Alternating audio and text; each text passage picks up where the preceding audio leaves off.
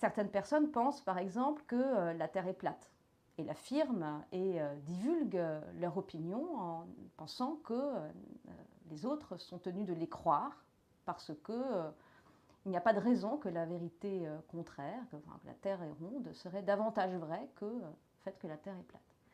Vous connaissez certainement d'autres types d'opinions farfelues qui contredisent les vérités scientifiques et qui sont de cet ordre, ce qu'on appelle la post-vérité.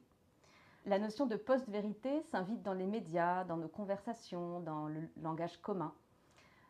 La post-vérité consiste à ne plus avoir le souci de la vérité et de la fausseté de ce que nous disons, et puis aussi des faits dont nous parlons, de la description exacte des faits dont nous traitons.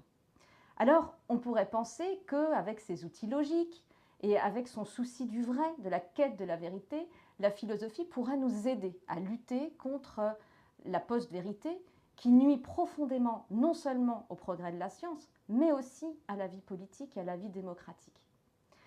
Avant de voir comment la philosophie peut nous aider, il convient toutefois de voir comment elle-même a contribué à l'installation d'un climat de post-vérité. Pensons par exemple à Nietzsche. Nietzsche arrive sur la scène philosophique en affirmant que derrière le désir de vérité, derrière l'enquête philosophique, il y a en fait un profond désir de puissance, un désir de dominer l'autre et de dominer le monde. Pour lui, l'entreprise philosophique, elle consiste d'abord à enseigner l'art de vivre et non pas l'art de connaître. Ces 2 derniers siècles, les philosophes ont entrepris de déboulonner le mythe de la vérité avec un grand V qui habiterait le désir du philosophe.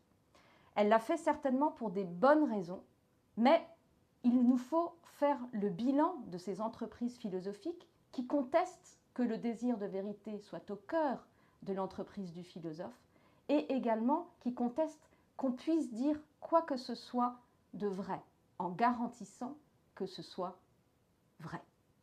Comment peut-il aussi, le philosophe, nous inviter à méditer les conséquences tragiques pour l'être humain de la post-vérité lorsqu'il s'agit de penser la vie démocratique? Ce sont toutes ces questions que nous allons nous poser pendant ce cours.